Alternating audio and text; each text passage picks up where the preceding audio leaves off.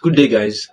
Very quickly, I'm just going to talk about what I'm going to show in the next couple minutes, but I think this is really important information. So, this game I'm about to show you guys was born out of the understanding that I had because when I came into development for the first time, I realized that it was important for you to really go hands on and write code by yourself and go in and really engross yourself in the whole process and do things that are difficult in order for you to eventually get better at it. And this happened when I just a couple, I don't know if weeks or months into development, where we just finished learning how to use HTML, CSS, and JavaScript, and then we went into React.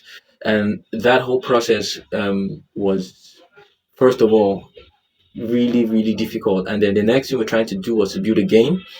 And building that game brought a whole new perspective on development for me. I love challenges, and even when we stopped, where we stopped in the class building the game, I still went on my own to try and make the game better. I needed to save the state so that it doesn't have to get lost when I refresh. I don't want things. I started doing things on my own. I wanted things to the cards because it was a card game. When we had card to align, whenever touch on this one should show, and that's not how it was in class. I just went ahead to make it better on my own, and I feel like that made me um, want want to go deeper into development more. And then I decided to bring this into my own teaching, and I spoke to my students and I said, okay, let's build a game.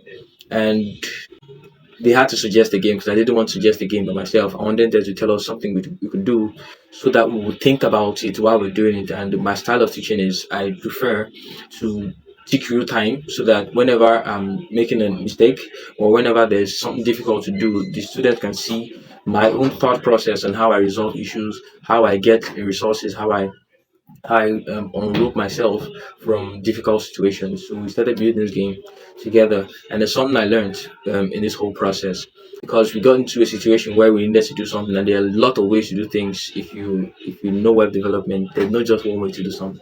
So I was trying to think about my own way to do it, and very quickly I realized that my own way of doing it was going to be very complex for the students to understand because initially they already suggested, why don't you do this for Mr. Collin? I'm like, okay, that looks it looked too simple, and I felt like, okay, this is too simple, probably run into issues later on if you do it this simple. And I decided to try to do complex stuff, and then very quickly it became too complex, and then I had to go back and say, okay, what did you do? And then they showed me what they did, and I said, okay, this looks good. We plugged into the code, and it worked really good.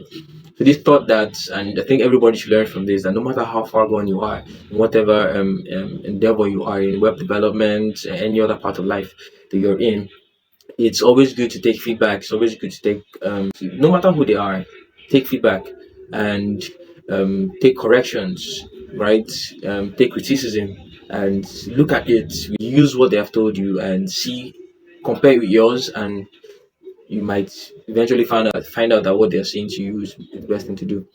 So I learned that lesson, and real quickly, I'm just going to show us the game. I'll play it a couple times, and then after that, I'm going to talk to us through the code based on how we did what we did. I just added a little bit of some styling on it, a little bit different from what the students did in class, what we did together in class, just to make it look better for this video. And that will be it, guys. I'll see you on the other side. Ciao.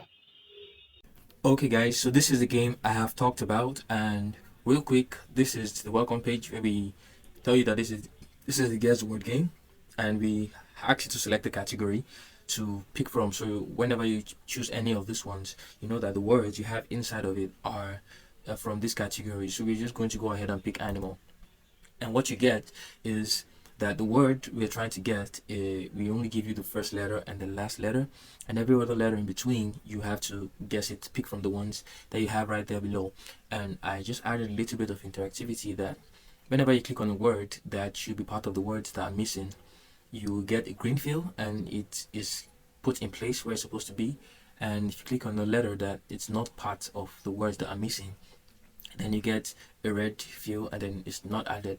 And you get these letters at random, but eventually you get or a letter that is already part of the word you are seeing there, and you click on it, you still get the green fill, but it's not going to add to the letters that we have there because it's not part of the letters in between. and if you pick a wrong letter, you lose a life, and by the time you lose all 5 lives, then you'll be asked to try again. Alright, so I believe this is tiger, and I'm going to go ahead and click on I, and I get that green field. And I think tiger doesn't have an S in it, so I'm going to click on S to see what I get. So I get the red field, and I lose a life. I believe G is part of it, and I click on if I click on G, this second G, it doesn't go on that to because we it shouldn't be there, right? The next word looking for is E. So if I click on G, it's green because it's part of these words, but it's not going to go into it because it's not there. So the word I'm looking for is E, or the letter I'm looking for is E. Let me try D first, and then we get red field, and I lose one more life.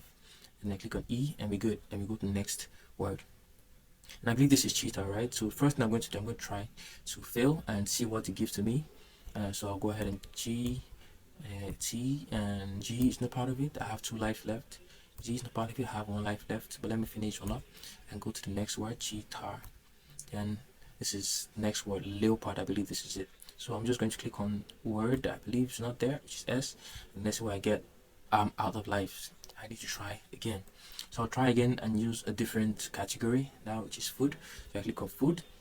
We have our lives back, and then we can do this. I'm going to try and go ahead and win this game, and I see what I get. So bread is this word, I believe. I think this is jollof. If you're not from Nigeria, you might not know what jollof is, but this is jollof. Jollof. What this word gonna be? Oh, I guess spaghetti. So spaghetti. Okay, double O H, yeah. E double T, I guess. Great. I get bread. This is bread, yeah. So I won, and I get confetti out for me telling me I won this game, so I could go on to play the game if I want. So this is just the game that we have created, right? Now it's time for us to look through the code that we use for this while I close every other page. I hope this is visible for everybody to see. So first of all, we're going to look through the file system, and we can see here we have normal React file, and inside of React file, the XRC file, we have the main, and we have the main here. We have index.js where we have just basic style, and then every style in this application was written, every style in this application was written in the app.css file, right, just for simplicity. And we can see in our app.js we have a couple things, and this is where we're looking at mostly. We have a couple of components, and we have the word component, we have the keys component, we have the welcome screen. And then if you look closely, we see we have the success page and the failure page. So these are pages you get when you win and when you fail, and this is the welcome screen. And we have them all inside of the component, and they are really little pages. There's nothing too really fancy about them. So this is the failure page. This is where we have the keys, right? This is where we have the keys. Really simple. This is really where we have the lives. So we map through our lives here. This is the success page. This is how to write something like styling here. So this is success page where we get you won, and then you have a button to try again. And we just had to get the React confetti so that we can throw some confetti down. And we installed React use so I could get the confetti to come from, like, fill up the whole screen when it's coming down. So this confetti component that we used. And we set the use effect for it to show for 1 minute, and then that's what we did right here. So when confetti is true, then it's going to show for 1 minute, and this happens whenever we come onto the page using this use effect. So that's what we have there. And then the welcome screen, we have just a simple page where we map through the categories as we get it as props from the app area. So this is what is game array, and we have categories in the game array, and we have the words here. This is where we map through the words that we want to guess, right? A very simple component. So let's go to the app.js where the magic happens. So I'm going to close the side out and just look at our components real quick, and this is all that gives us the game. Okay, basically, so we have 4 states, I believe, from 0 to 3, And when start is the state we are looking at, if start is 0, then we have a welcome screen, and this is where we set it to initially. So when you just come onto the page, you set start to 0. So you use state for that, and then we can update it as we go on. So the next place, whenever you click on a category, we need to set start to 1 so that we can begin playing the game, and then we send that category you have activated to the app so that we can know what category we're currently working on. So where do we do that? We do that in the welcome screen. So looking at the welcome screen, we receive set start, so we can set start to 1, and we also set the category to the value of the game array we're creating here. So where is this game array? I believe this is going to be a little bit of back and forth. I don't know how to. I just hope I'm going to share the code eventually on my Git on this video, so you can just look through. So I come back, and the next thing we set is just the data we're using, which is the game array, right? This is what we have here currently, game array, and it's basically an array of objects, and each object has a category property and an items property. So whenever we click on a category, we can now look through the items inside of it as the words, and then we can target the words that we want to use, and the game begins. So when we set start to 1 inside of welcome screen, we get the game, and this is where we find that inside of this. So when start is 1, we get the game, words pops up, right? So when word pops up, we also have the keys popping up. But how do we get the keys, right? How do we get the words and remove the words, some letters from the words? In fact, how do we even separate the words into letters? And this is what happens with this function called change word. And I don't know why we call it change word, but this function here does all the magic that happens in a game. Most of it, actually, most of the magic that does not come on a click event, right? So what happens in change word, you can see coming up twice. So this is the change word function, okay? And inside of it, we have a big for loop. Okay, we have a big for loop. And what happens in the for loop is we get the index, and the index is this game array, right, that I just showed you. And the index begins from 0, and we are looping through, and it sets it until we get to the, as long as it's below the length of the game array, then we're good, right? And then we increase it, and I believe you understand how for loop works. Okay, so we are checking the category state. That's what we set from the welcome page. We check the value, and we use that value to go into the game array and find the category. So whenever we do that, we go into this array and find the category name. So whenever we set a category here using these values, right, which is from the game array itself, so we get this category. So whenever we set it, we click on one of those categories, we use this value and check if it's equal to this at any point during the for loop. And if it's equal to it, then we're going to set the category index that we're going to use very soon and get the array that we want to use to set the word eventually. And what do we do with this? We get that index. This index is usually the particular category we are currently on during the for loop. So at that point, we get the items. Remember, the category items is an array. So we get those items, and we at random pick a word from it. So let me break this off so you can see. At random pick a word from it, and we set the word to uppercase, and we split it into an array. Okay, so split the words into letters, right? And then that's what we have, and we pass it into the set word truth so that we can have a source of truth inside of the game. So we pass that into set word truth. And the next thing we do is to set the word that we're going to see in the application. And we want to remove every other thing apart from the first and the last indexes. Okay, every other thing apart from the first and the last indexes. Okay, so this is the place where I was trying to use opacity inside of the words component, and this is where my student said, okay, Mr. Collins, just say the first index and the last index, return an empty string, else return this guy.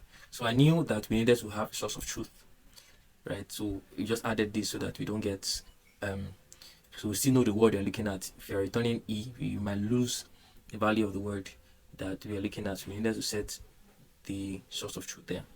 And then when we set word to that, we also need to get the key values so that we can pick from. So the key values have to have the actual values that we are looking for, right? And these are the words that these are letters that are not the first index and the last index of the word you're looking at. So arrays to add, so we filter through this array that we just got, that's from the word, and we remove the first index and the last index from it, and then we get an array that is not a letter that is the first index or the last index, I'm sorry.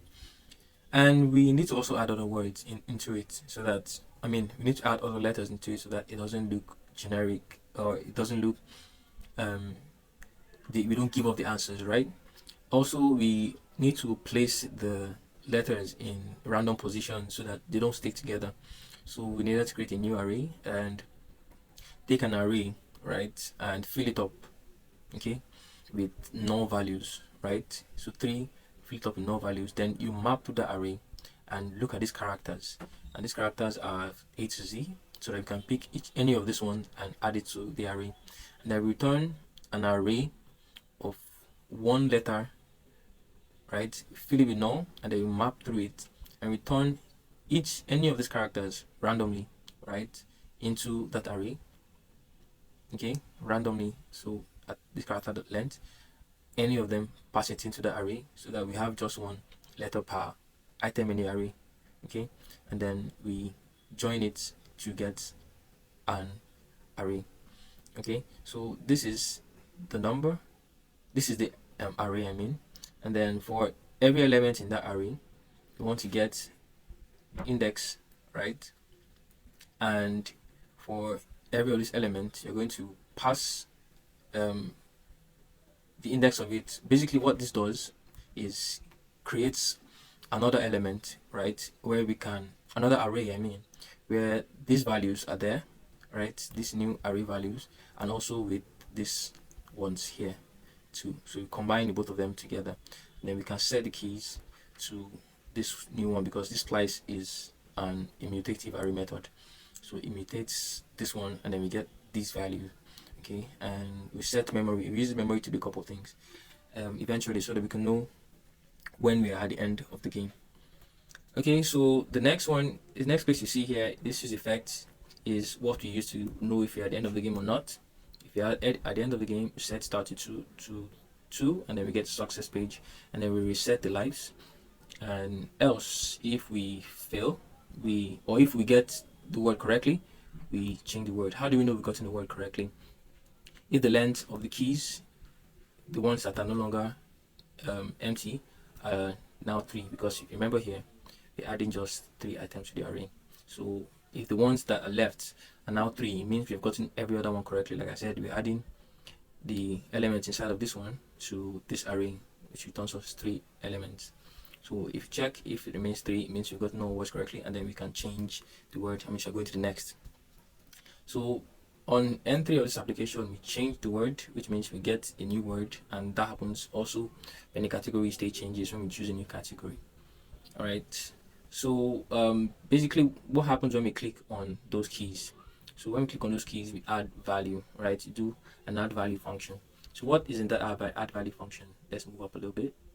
So this is where we find it. So this add value word checks through the word truth. Remember, we just set the word truth to the actual words, and then we check if the word we clicked on, or I mean the letter we clicked on, is inside the word truth, and if it's there, we add it to the words that we have there, and if it's not there, we do not add it, and then you lose a life, right? So if it's not there, you lose a life. This is where you lose a life. You pop your life, and then yeah, and if that goes on right, and we just set the keys to empty so that we can know when the keys remain just 3 values. And wow, this is a lot. And if eventually you are out of lives, you get failure, right? So you're out of lives, you set start to 3 and get the out of lives component, and you reset the lives back to 5. Okay, so if we didn't get what lives are, so this is, we have 5 lives. Alright, so this is basically what happens inside of this function. I wish I could explain to you every single thing that's in here, but the video will be so long. So that's what's happening here basically. And I think this is almost everything in this code base. So feel free to drop your comments, ask questions. Let's open key component again so we see what we're passing. So this basically wasn't a key component, and we only click, we add values. Right, so that's it basically. Thank you guys.